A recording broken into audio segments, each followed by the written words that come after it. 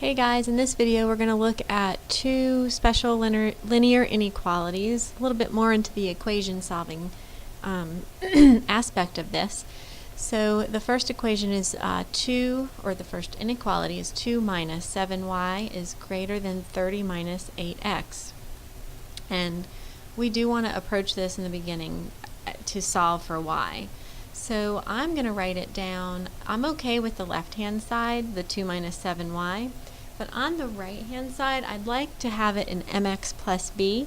So I'm just going to swap those terms around and write the negative x first and the positive 30 second.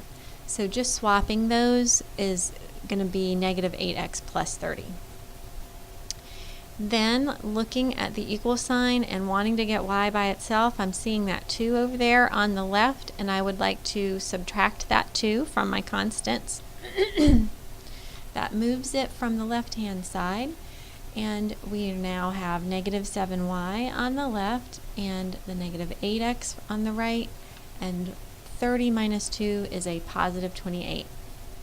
So our new equation so far is negative 7y equals negative 8x plus 28, and we have to divide by that negative 7 in all three spots. Cancels out on the left, and our equation becomes y equals positive 8 over 7x, because the two negatives make a positive, minus 4. 28 divided by negative 7 is negative 4. The 0, negative 4 gives us a starting point, that b on the graph, so that's one of your points. And we can use the 8 over 7 to navigate to a second point. So up 8 and over 7 brings us to the point 7, 4. You can enter that as a second point if you need to. The original equation has a greater than symbol, which is indicating a dashed line.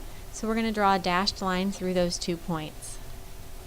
Then we're going to check 0, 0 by where the 0, 0 is the origin. We're going to take the original equation and plug zeros in for x and y. That gives us 2 is greater than 30, which is false. So our 0, 0 point on our graph is false, which means the other side is true. The second example is a special case. You'll see why in just a minute. We are going to approach this for trying to solve for y and just write down what we've got with an equals and see where we have to go with this. So I'm looking at both sides, and I do want the y on the left. So I'm just going to attempt to move the negative 7y from the right-hand side by adding it. Now that does move it from the right-hand side, but when I go over to the left, it's also canceling out on the left-hand side. That sometimes can happen. We're losing the variable y. If it does, just bring down what you've got left, 8x and the negative 48. So the new equation is now 8x equals negative 48. You're going to divide by 8 on both sides, and that will give you x is equal to negative 6 when you do the division. This is a vertical line because it is an x line, and all of our x's are going to be negative 6. So you can come up with a couple of points as long as you keep your x's negative 6. Pick anything you want for y. You can plot those points or enter them and let the computer plot them, and draw a solid, because the original is a greater than equal to, draw a solid vertical line through those 2 points.